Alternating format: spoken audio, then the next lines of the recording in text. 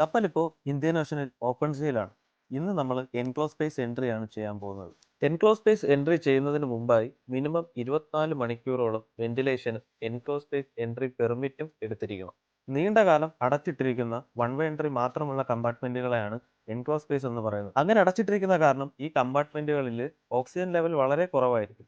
അപ്പോൾ അതിന് നമ്മൾ യൂസ് ചെയ്യുന്ന ഒരു ഡിവൈസ് ആണ് ഈ multi gas detector. Oxygen level മാത്രമല്ല കാർബൺ മോണോക്സൈഡും പിന്നെ H2S അതായത് ഹൈഡ്രജൻ സൾഫേറ്റും നമുക്ക് ഈ മെഷീനിലൂടെ അറിയാൻ സാധിക്കും.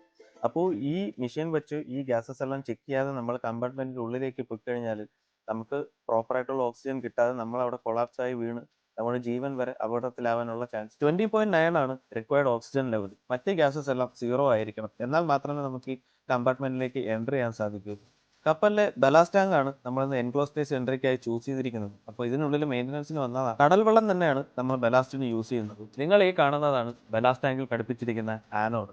ഇതിന്റെ ഉപയോഗം ഈ ടാങ്കിനെ തുരുമ്പിൽ നിന്ന് സംരക്ഷിച്ച് ഇത് സ്വയം നശിച്ചു പോകും. ഇതിനെയാണ് സാക്രിഫിഷ്യൽ ആനോഡ്സ് എന്ന് പറയുന്നത്. ഇത് ഓൾമോസ്റ്റ് നശിച്ച ഒരു ആനോഡാണ്. ഇത് ഡ്രൈ ഡോക്കിന്റെ ടൈം റിമൂവ് ചെയ്തെടുത്തതാണ് റീപ്ലേസ് ചെയ്യാൻ വേണ്ടിയിട്ട്. ഇതാണ് പുതിയ ഒരു സിങ്ക് ആനോഡിന്റെ രൂപം.